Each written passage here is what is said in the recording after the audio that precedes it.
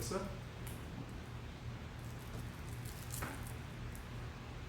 8월 23일 주일 오후 예배 다같이 시작하겠습니다. 묵상으로 기도합니다.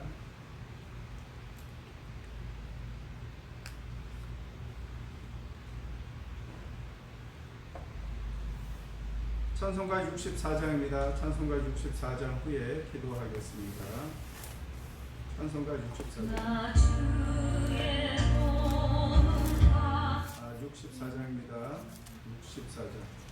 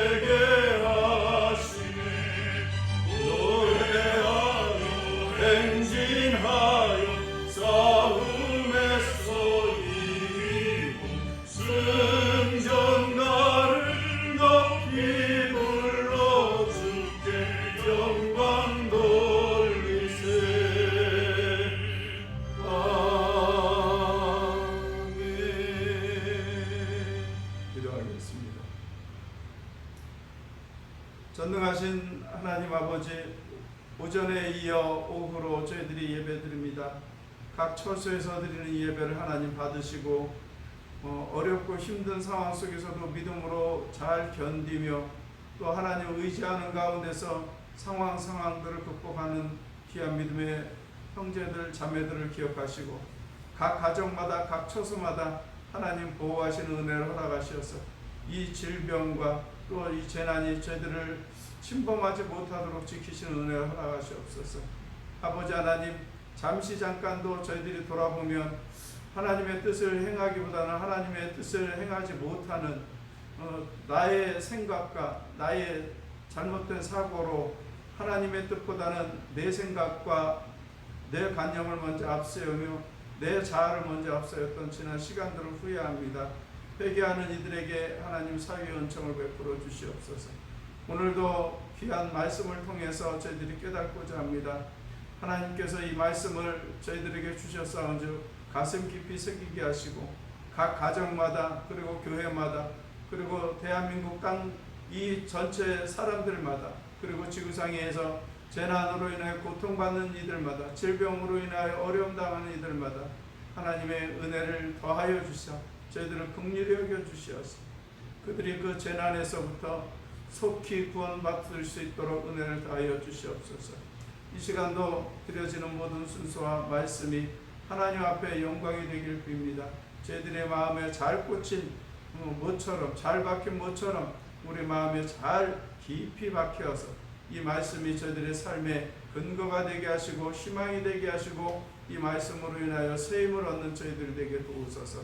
한 주간도 하나님의 은혜 가운데 또한 살고자 할 때 하나님 이 말씀이 우리의 삶을 지탱할 수 있는 능력이 되게 하여 주시옵소서.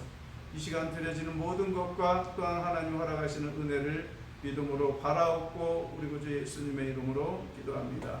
아멘. 하나님 말씀 교독합니다. 열왕기하 제가 공독해 올리겠습니다. 4장 1절에서 7절까지입니다. 구약 565페이지입니다. 찾으신 줄 알고 제가 공독합니다.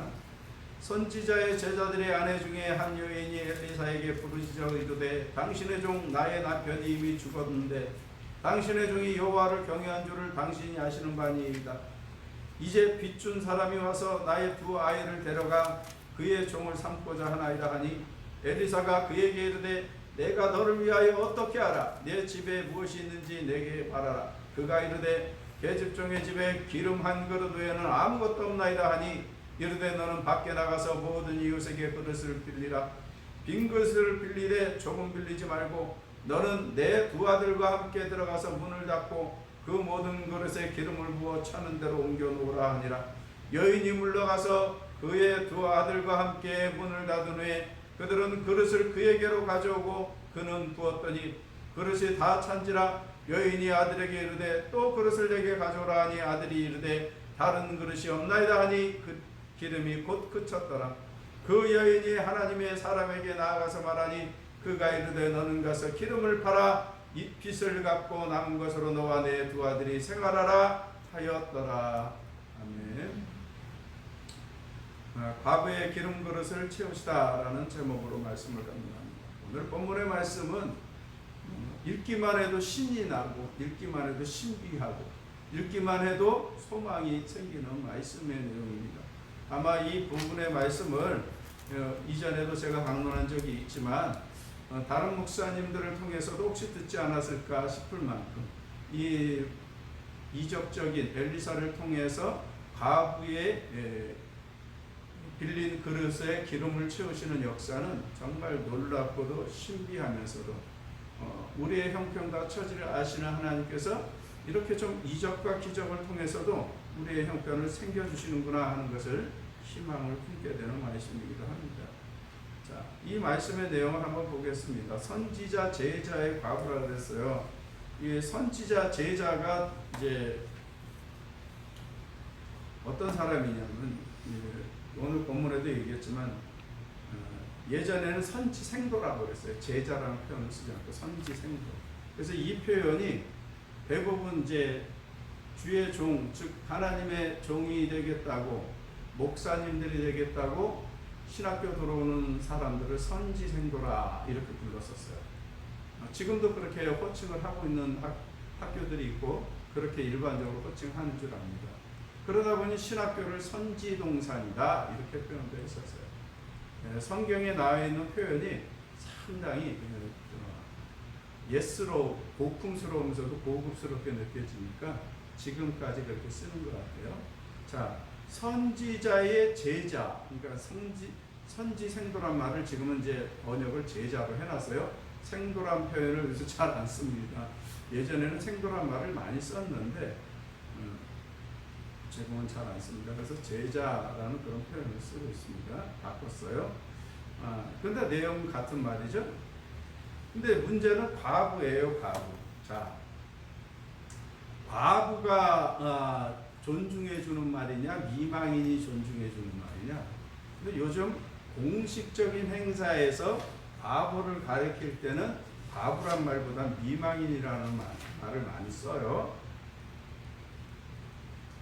그러면 미망인이란 말이 어떻게 보면은 좀 더 이렇게 높여주는 느낌을 받죠. 미망인이란 말이.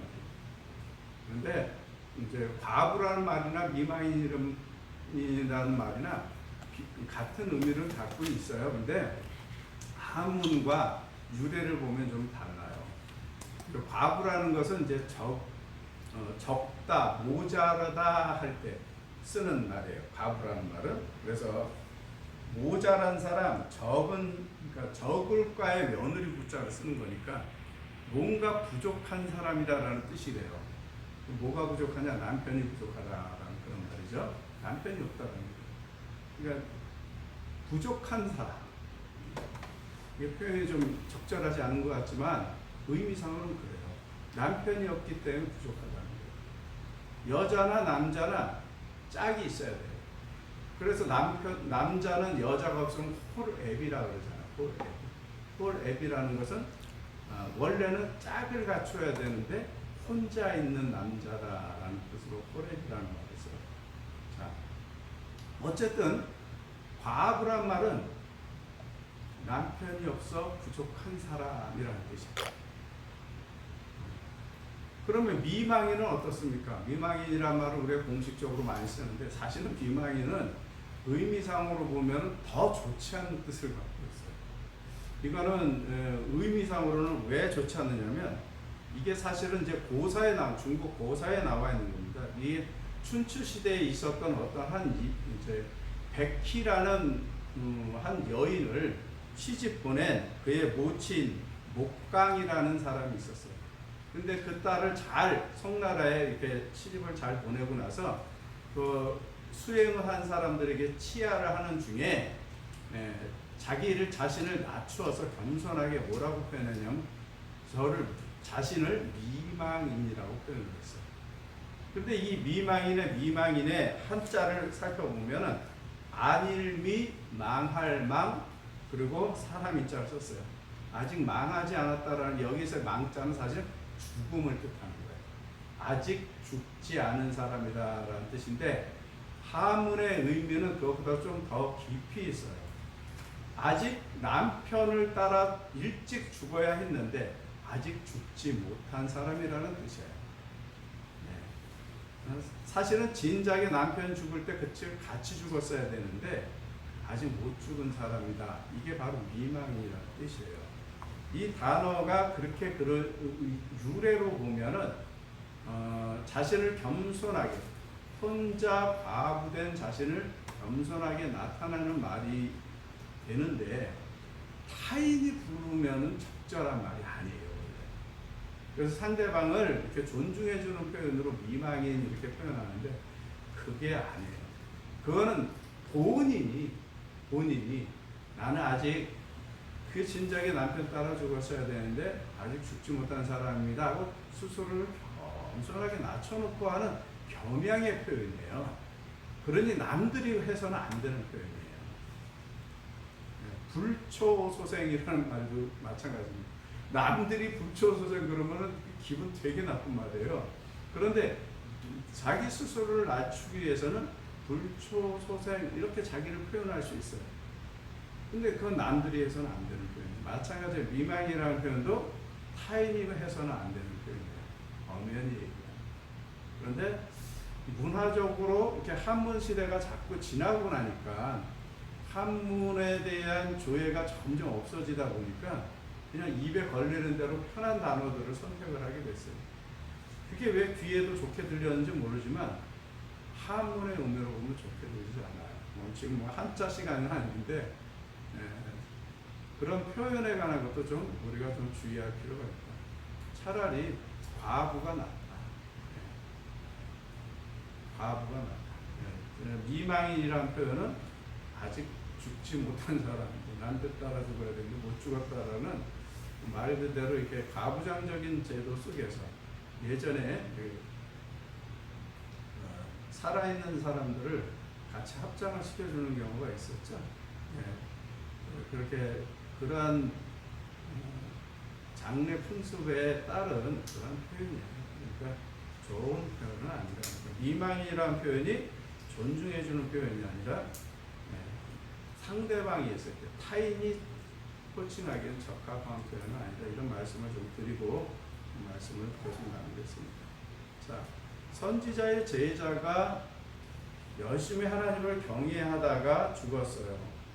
그 부인이, 남은 부인이 이렇게 표현을 하는 거예요. 나의 남편이 어떤 사람이었느냐? 여호와를 경외한 사람입니다. 그런데 그렇게 여호와를 경외하다가 그가 결국 죽었는데, 이미 죽었는데, 그 이후에 삶이 제가 굉장히 공고해졌습니다. 이제 빚 준 사람이, 그러니까는 빚을 졌다라는 얘기죠. 이게 선후 관계가 없어요. 언제 빚을 졌는지는 모르지만 빚을 졌어요. 지금 현재 빚을 져서 그 빚을 준 사람이 내 남편이 없어서 내가 그걸 갚을 능력이 없기 때문에, 원래는 이제 근동지방에는 중동지방에는 빚을 지게 되면은 그 빚을 진 사람이 자기가 경제적으로 갚지를 못하면 뭐예요? 노동력으로 갚는 거예요. 그래서 빚을 지었을 경우 경제적으로 팔아서 갚을 것이 없으면 가서 종사를 하면서 노동으로 갚게 돼 있어요. 이 부분에 대해서는 성경에도 그렇게 이렇게 하는 것이 보장이 되어 있어요. 성경에 어떤 부분이 되어 있냐면 레위기 25장에 그 부분이 나와 있어요. 레위기 25장에 보면 39절에 너와 함께 있는 내 형제가 가난하게 되어, 여기서 형제라는 것은 또 혈육의 형제를 얘기하는 게 아닙니다. 이스라엘 그 공동체를 전체를 그냥 하나의 형제라고 표현을 해요. 엄연히 얘기하면 먼 친척들이겠죠. 한 조상으로부터 나왔으니까. 그러나 이제 그것을 하나의 정다운 표현, 정겨운 표현으로 형제라고 그냥 그 공동체를 표현을 합니다. 그 형제가 가난하게 되어 내게 몸이 팔리거든 이라고 표현했어요. 너는 그를 종으로 부리지 말고 품꾼이나 동거인같이 함께 있게 하여 신년까지 너를 섬기게 하라. 어떻게 하라고요? 그를 종으로 부르지 마라. 빚져서 오는 사람을 종으로 부르지 말고 품꾼이나 동거인과 함께 있게 해서 신년까지 너를 섬기게. 그러니까는 빚을 신년까지 다 못 갚아도 어떻게 해요? 신년까지 다 못 갚아도 신년이 되면 저를 그 부채에서 탕감을 시켜주라라는 말씀이에요. 하나님께서 정말 물론 그 전에 빚을 다 갚으면 나가야죠. 해방이 되는 거죠. 빚을 못 갚을 때는 신년까지 그 사람을 네가 부릴 수 있는 최고 마지노선이 어떤 때냐? 신년까지라고. 신년 50년이죠. 그 해마다 돌아오는 신년이 있어요. 신년이 이게 50년의 신년이 그들에게 정해진 그 신년이 돌아오면 그들은 해방을 시켜줘요. 빚이 아무리 많이 남아있어요. 그래서 이 신년까지만 그를 부릴 수 있게 해주므로 다른 이들의 삶도 보장을 해주는 거예요. 평생을 속박당하지 않게 해주는 거예요. 그러면 또 그렇게 빚을 진 사람이, 그 사람이 죽었다. 그럼 어떻게 되느냐? 그러면 노동력을 다시 누가 갚아야죠. 가족 중에. 그런 경우는 자녀나 또는 그의 부인이 노동력을 제공을 해요. 그래서 지금 이제 두 아들이 종으로 팔려가게 생겼다는 거예요. 빚을 진 것을 대신 갚기 위해서. 할 수 없이 그런 상황 속에 이 선지자의 제자, 즉 엘리야의 제자, 아니 엘리사죠, 죄송합니다. 엘리사의 제자가 이미 죽은 것을 당신도 알고 있으니 이 딱한 사정을 어떻게 하라고요? 들어달라. 그래서 사정을 들었어요. 그러고 나서 어떻게 합니까? 뭐라 그래요? 2절에 보면 말을 생략해서 딱 축약하면 무엇을 도와주려? 내가 너에게 어떻게 하랴? 내가 너를 위하여 어떻게 하랴? 라고 이게 무슨 말이에요? 무엇을 도와주랴? 그런 말.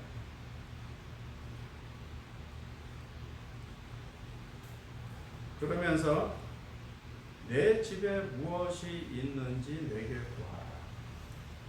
내 집에 무엇이 있느냐 그랬더니 거기에 대한 대답을 합니다. 기름 한 그릇만 있습니다. 예전에는 한 병이라고 되어 있었죠. 한 병이나 그릇이나 뭐 같은 말이에요. 그릇으로 보냐 병으로 보냐, 그릇으로도 볼 수 있고 병으로도 볼 수 있습니다. 그래서 기름 한 병 말고는, 한 그릇 말고는 없다라고 얘기합니다. 그만큼 지금 형편이 어려운 상황입니다. 다른 거 없다는 거예요. 뭐 가치가 될 만한 게 없다라는 얘기예요.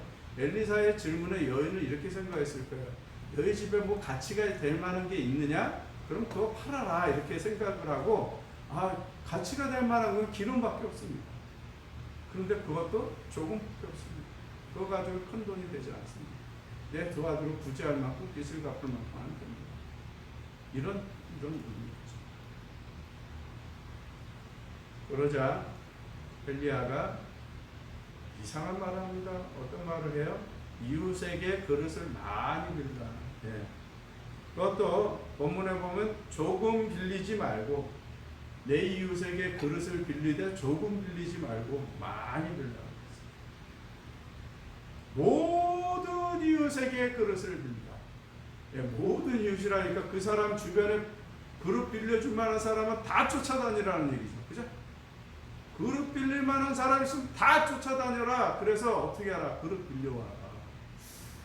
그릇 빌려와서 어떻게 하라는 얘기일까요? 그 다음 이야기가 재밌습니다. 뭐라고 얘기합니까?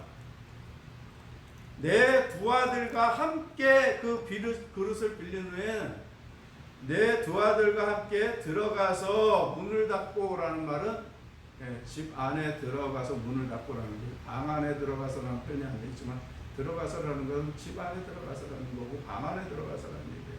그러면 어떻게 하라는 거예요? 모든 그릇에다가 무엇을 부어요? 기름을 부어라. 자, 기름이 얼마만큼 있다고 그랬어요? 예전에는 한 병이라고 그랬고 지금은 이제 한 그릇으로 됩니다. 어쨌든 그릇이 됐든 병이 됐든 딱 한 종재기밖에 없는 거예요. 자, 그런데 빌려온 그릇마다가 기름을 부으라는, 한 방울씩 두 방울씩 이렇게 기름을 바르라는 뜻일까요? 아니죠. 기름을 부어라라고 얘기하는 건 말 그대로 쏟으라는 얘기예요. 그 기름을, 그 그릇에 있는 기름을 쏟아 부으라는 얘기예요. 근데 그 모든 그릇에다가 기름을 부으라는 얘기가 이상하잖아요. 한 그릇밖에 안 되는데 힘이 닿는 대로 빌려왔다 그러면 이 사람이 정말 주변의 사람들과 관계가 좋거나 또는 수완이 좋았으면 그릇 수백 그릇도 얻어갔을 수도 있어요. 그런데 어쨌든 같은 선지자는 뭐라 그래요? 조금 빌리지 말라 그랬어요. 많이 빌리라. 할 수 있는 대로 내 이웃, 모든 이웃을 쫓아다니라는 얘기예요. 그래서 네가 할 수 있는 대로 최대한 하라 라고 얘기했는데, 그렇게 해서 정말 이 사람의 사교성도 좋거나 또는 열심히 또 그릇을 노력해가지고 사정사정해서 그릇을 많이 빌려왔다 그러면 수백 그릇도 될 수 있거든요. 그런데 거기다가 부으라는 거예요. 거기다가 한 방울씩만 부어도 한 그릇에 남은 게 얼마나 된다고요. 그런데 그걸 그렇게 시키니까 해요. 아니 도대체 뭐 하라는 거지 하고서 아마 에이 저 사람 도와주기 싫으니까 나한테 쓸데없는 거 시키네 이렇게 생각할 수도 있어요. 네? 아유 그냥 괜히 쓸데없는 거 해가지고서는 그냥 그나마 있는 기름까지 다 소진하게 만들라고, 아유 몰라 그냥 그러고서는 그냥 집에 가가지고서는 안 도와주려고 그러나 보다. 이럴 수도 있어요. 그런데 그렇게 하지 않았어요. 그 선지자님들의 아군은 정말 절실한 마음으로 무엇보다도 엘리사가 하나님의 종이라는, 여호와의 종이라는 명확하고 분명한 인식하에 그가 시키는 대로 했어요. 이해할 수 없는 일이지만, 내가 이해가 되지 않지만 그를 통해서 하나님이 분명히 자신에게 무엇인가 길을 만들어 주신다라는 확신과 믿음을 가지고 있었던 거예요. 예, 그런 믿음과 확신이 없으면 따르기가 어려운 상황이죠. 그 믿음을 가지고 그릇 빌리는 과정부터가 그래요. 믿음이 없으면 이웃 몇 사람한테 아이 그릇 좀 빌려줘. 와서 기름 그릇 내 거기다 기름을 부란다. 그래서 몇 사람한테 그냥 귀찮아가지고 했으면 그 몇 그릇이나 빌렸겠어요. 그랬으면 한 10대 그릇 빌려서 많이 빌렸겠죠. 그런데 정말 힘닿는 대로 모든 내 이웃에게 빌리라고 했으니까 주변에 자기가 아는 사람들은 시장통까지 다니면서 그릇 빌려오라는 거예요. 그릇을 어마어마하게 싸놨으면 어마어마하게 기름이 차는 거예요, 사실. 그런데 그걸 요즘 막 하는 말로 헛짓거리라고 생각을 하고 그릇 몇 개만 빌려왔으면 어떻게 되겠어요? 그 결과는 다릅니다. 하나님께서 선지자를 통해서 하나님의 종을 통해서 하신 약속은 분명히 그 약속이 이루어질 것을 믿고 하는 행동과 믿지 않고 하는 행동의 결과는 다른 거예요. 그래서 그릇을 많이 빌려와서 문을 닫고 그릇을 차는 대로 계속 옮겨놨어요. 차는 대로 옮겨놓고 계속 하는데 희한한 일이 벌어집니다. 그릇에 기름을 붓는데 이 붓는 그릇에 기름은 닿지 않고 딱 한 그릇에서 다른 한 그릇에 부었는데 가득 채웠으면 이쪽 그릇이 비어야 되는데 그릇을 채우고 또 채우고 붓고 또 부어도 이 기름이 그치질 않는 거예요. 그가 선지자의 말대로 그의 명령대로 그 명령에 따라서 순종하고 준행한 믿음의 분량만큼 기름 그릇이 채워진 거예요. 많이 빌리라고 얘기했잖아요. 내 모든 이웃에게 조금 빌리지 말고 내 모든 이웃에게 다 빌려와라. 그래서 정말 열심히 그릇을 많이 빌려왔더라면 선지생도의 과부 그 여인은 이전의 삶과는 비교되지 않을 만큼 아주 풍족한 삶을 살 기회가 된 거죠. 그러면 이 기름은 어떤 기름이냐? 보통 중동에서 쓰는 기름은 이렇게 가난한 집에 나드향 같은 머리기름 같은 게 있겠어요? 그런 거 아닙니다. 올리브입니다. 일반적으로 우리 예전에 들기름, 참기름, 콩기름 있는 것처럼 콩기름이 우리나라에서 사실은 가장 보편적인 기름이었어요. 제일 싼. 그 기름을 이 낙하산 기름이라는 걸 나중에 알았는데 그게 낙화생 기름이래요. 원래는 낙하산 기름인데 낙화산 기름인데 그 낙하생이 뭐냐면 낙화생이라는 게 땅콩을 그 낙하생 기름이 뭐냐? 땅콩 기름이에요. 제가 전에 강론하면서 낙하산 기름 그게 뭔가 그래서 머릿속에 궁금했는데 한 번도 찾아볼 생각을 안 하다가 강론 끝나고 나서 찾아봤어요. 그게 땅콩 기름입니다. 땅콩의 다른 이름이 한문 이름이 낙하생입니다. 그런데 그게 마치 낙하상 마치 일본어 같이 들렸어요. 저기 아마 다들 그렇게들 들었을 것 같아요. 왜냐하면 낙하생 이렇게 다들 치지 않고 낙하상으로 치더라고요. 예, 그렇게 검색들을 한 그 검색 흔적들이 있는 걸 보았어요. 어쨌든 예전에는 그 낙하생 기름이 제일 싼 기름이었어요. 땅콩. 고소하고 맛은 있었죠. 그런 것처럼 대중적인 올리브 기름은 대중적인 기름이에요. 고가의 기름은 아니에요. 그러나 모든 사람에게 필수적인 기름입니다. 이 기름을 문제는 아무리 일반적인 기름이라고 할지라도 그것이 저가라 할지라도 양이 많으면 또 다른 얘기가 됩니다. 양이 많으면 이것은 그냥 사업이 되죠.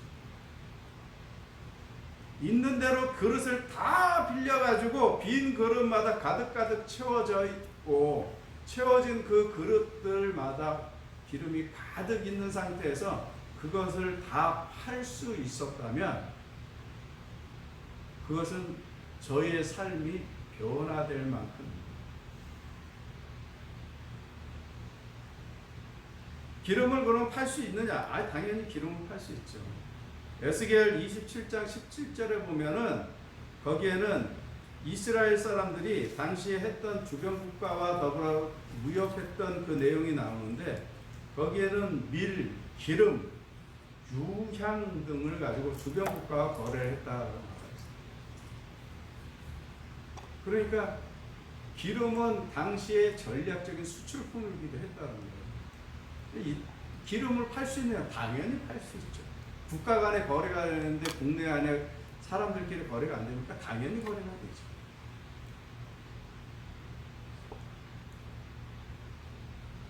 그리고 시키는 대로 한 거예요. 처음부터. 이웃에게 그릇 많이 빌리라니까 많이 빌렸고요. 문을 닫고 기름이 차는 대로 옮겨놔라 그대로 했어요. 그런데 그 과부가 아들에게 그릇 좀 더 갖고 온나 그랬더니 어떻게 해요? 엄마 그릇이 다 떨어졌어요. 그랬더니 기름이 그치고 놀랍죠. 그릇이 딱 끊어지니까 기름도 딱 끊어져요. 여기에서 딱 여러분 머릿속에 떠오르는 생각이 바로 맞을 거예요. 그게 바로 믿음의 분량대로. 믿음의 분량대로. 믿음의 분량대로 하나님이 복을 주신 거예요. 선지생도의 과부가 선지자를 통해서 하나님이 역사하신다는 것을 믿고 한 행위에 대한 결과가 그릇의 양과 수입니다. 많이 빌려왔으면 많이 채워졌겠죠. 이 이후에 이웃에게 그릇을 빌리러 갔더니 그 기름이 차더라 그렇게 얘기한 게 아니에요. 그릇이 딱 끊어지자 기름도 끊어졌다는 거예요. 빌려온 것만큼 채워주셨어요. 여러분 이 기적은 마치 마태복음 14장에 나와 있는 오병이어의 기적 같지 않아요? 먹어도 나눠도 끊어지지 않는 기적.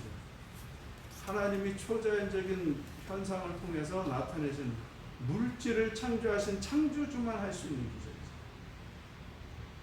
하나님이 아니고는 할 수 없는 기적입니다.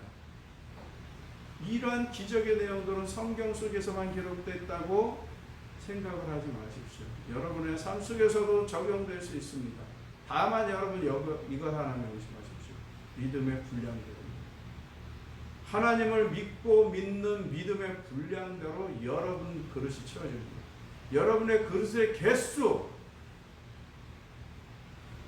그릇의 사이즈에 따라 딱 그것만큼 채웁니다. 하나님을 믿고 신용한 것만큼 여러분이 준비하고 예비했다면 거기에 하나님이 채우십니다. 여러분의 삶에 대해서 하나님 앞에 궁금합니까? 불안합니까? 미래에 대해서? 그럼 하나님이 여러분의 삶에 분명히 채울 것을 믿으시고 준비하시라. 그것이 무엇이 됐든 여러분은 분명히 각자의 기름 그릇이 있을 거예요. 여러분이 준비해야 되는 것이 있을 거예요. 믿고 행하시면 기적은 일어납니다. 그러나 하나님이 약속도 안 했는데 자기 혼자 자기 확신 속에 하는 것은 믿음이 아니에요. 그건 착각이라고 합니다. 오해라고 합니다. 하나님의 약속하에서 이루어진 일은 반드시 일어납니다. 그리고 나서 엘리사가 선지생도 과부에게 이렇게 얘기합니다. 그릇이 다 찼냐? 그러면은 어떻게 하라? 팔아서 무엇부터 하라고요? 빚부터 갚아. 성경은 굉장히 순리적인 얘기예요. 여러분 빚진 사람이 돈 생기면 뭐부터 해야 돼요? 빚부터 갚는 거예요. 빚진 사람이 돈 생기면 빚부터 갚을 생각을 해야 돼요. 자기 쓸 생각부터 하면 안 돼요. 빚부터 갚으십시오. 그리고는 어떻게 해요? 나머지로는 생활을 해요. 그리고 선지생도의 과부는 일대로 시키는 대로 한 것이 틀림없습니다. 그 이후에 그 부분에 대한 이야기가 나오지 않아요. 이야기가 나오지 않았다라는 건 문제가 어떻게 됐다는 거예요? 해결되었다. 이거는 구약 시대에, 신화적인 시대에 일어난 일 아닙니까? 여러분 그렇게 생각하면 여러분은 그릇 하나 준비할 수가 없는 거예요. 하나님이 그 시대의 하나님과 지금의 하나님이 다른 하나님이십니까? 그 시대는 능력이 많았는데 지금은 능력이 없으십니까? 하나님의 손이 짧아서 여러분들을 거두거나 여러분들을 보호하지 못하리라고 생각하십니까? 전혀 그렇게 생각하시는 건 오해입니다. 구약 시대의 하나님은 신약 시대, 지금 이 시간, 이 시대의 여러분의 하나님이십니다. 하나님께서 여러분에게 그릇을 빌라 하면 빌리는 거예요. 준비하라 그러면 준비하는 겁니다. 그런데 지금은 잘 순종구나. 믿음으로 준비하라는 것보다는 내 생각과 내 고집 안에 있어요. 그리고 내 생각의 용량 안에 갖춰져 있어요. 하나님도 그래서 더 스몰 사이즈로 자꾸 내 스스로가 그렇게 만들어요. 하나님은 천지 만물의 주인이십니다. 여러분 이것을 믿으시기 바랍니다. 그리고 그 주인께서 여러분의 삶에 부어서 채우실 만한 기름이 있다면 얼마든지 채워서 여러분들을 풍성케 하실 수 있는 능력이 있습니다. 이것을 믿음으로 준비하십시오. 믿음이 없는 사람은 준비 못합니다. 그릇 준비 절대 못합니다. 그릇 준비 안 할지도 모릅니다. 시키는 대로 안 할지도 몰라요. 무슨 그릇에 기름을 따르라는 거야. 귀찮게. 이 그릇에 기름 묻으면 이거 기름 닦는 것만 해도 얼마나 귀찮은지 알아. 여러분 요즘은 세제라도 잘 발달해서 기름 잘 닦이죠. 예전에는 기름 닦으려면 무지하게 해먹었어요. 그 잿물 받아가지고서는 닦아야 됐어요. 그 잿물이 성능이 우수한 것도 아니고 요즘 퐁퐁이나 이런 세제하고는 뭐 비교가 안 될 만큼 사실은 열악하죠. 그러니 여자로서는 그 얼마나 귀찮은 일이에요. 기름 이 그릇 묻혔다 저 그릇 묻혔다 그러면. 그래서 아예 안 할 수도 있는 거예요. 안 했으면 이적은 못 보는 거예요. 행하지 않았으면 하나님의 능력은 체험할 수 없는 거예요. 결국 믿음이란 무엇이냐? 행함으로 그 믿음을 증거하는 거예요. 야고보 얘기하죠. 내 믿음을 증거하라 그러면 무엇으로 증거하겠냐는 거예요. 말만 하는 게 믿음이라는 거죠. 행함으로 나타나는 게 참 믿음이라는 거예요. 하나님 말씀을 믿으면 행함으로 준비하십시오. 여러분의 삶의 그릇에 하나님의 능력의 기름을 부을 수 있고, 믿음이 없으면 그 기적은 체험 못합니다. 하나님이 과거의 기름 그릇을 통해서 빌려온 그릇에 기름을 채우듯이 여러분의 삶 속에서도 준비된 그 그릇 위에 하나님의 놀라운 이적의 기름을 붓게 되는 것을 날마다 여러분의 삶을 통하여 체험하시는 여러분이 되시길 주 예수님의 이름으로 축원합니다. 기도하겠습니다. 전능하신 아버지 하나님, 믿음이 없으면 행할 수 있는 것이 없고 믿음이 없으면 볼 수 있는 기적이 없습니다. 주님께서 마르다를 통해서 말씀하신 것처럼 믿음은 보리라 하셨던 기적이 그의 오라비에 다시 살아남을 통해 나타난 것처럼 우리의 삶 속에 하나님께서 베푸신 이적과 기적을 믿음의 눈으로 보게 하시옵소서. 하나님을 온전하게 믿게 내 자녀를 양육하게 하시고 내 부모를 설득하게 하시고 내 남편, 내 아내를 설득하게 하시고 내가 먼저 하나님에 대한 믿음과 신뢰를 가지고 있어요. 내 남편, 내 아내, 내 자녀, 내 부모가 설득이 됩니다. 하나님, 내 스스로 납득하게 하시고 믿어지게 하시고 그 믿음에 대한 확신 안에서 복음을 증거하게 하시옵소서. 그리하여 우리의 삶 속에 역사하시는 하나님 놀라운 기적, 아무것도 없는 한 그릇 기름밖에 없는 그 가정에 풍성함으로 응답하신 하나님, 오늘날 저희들의 하나님이 되게 하여 주시고 믿음의 사람들의 하나님이 되게 하여 주시옵소서. 우리 구주 예수님의 이름으로 기도합니다. 아멘. 214장입니다.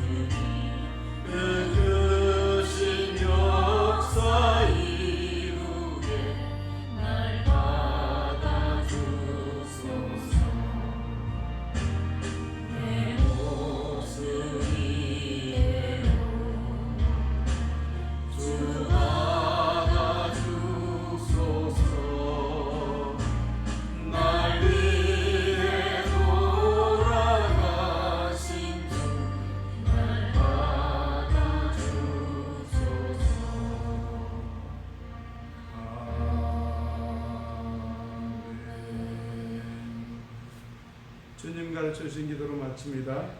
하늘에 계신 우리 아버지, 아버지의 이름을 거룩하게 하시며 아버지의 나라가 오게 하시며 아버지의 뜻이 하늘에서와 같이 땅에서도 이루어지게 하소서. 오늘 우리에게 일용할 양식을 주시고 우리가 우리에게 잘못한 사람을 용서하여 준 것 같이 우리 죄를 용서하여 주시고 우리를 시험에 빠지지 않게 하시고 악에서 구하소서.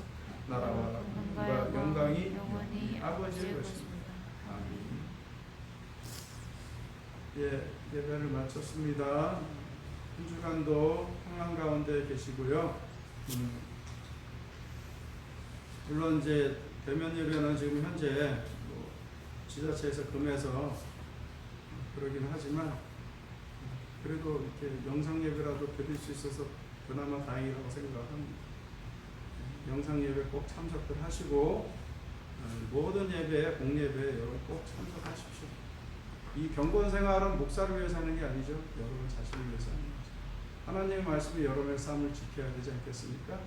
예. 이 악하고 타락한 세상에 이 가치관이 오염되고 하나님의 말씀의 진리가 훼손되어가는 이 세상에서 우리가 우리를 지킬 수 있는 유일한 방법은 하나님의 말씀을 통해서 지킵니다. 그 말씀을 여러분이 듣기도 하고 여러분이 또한 읽기도 하셔야 돼요.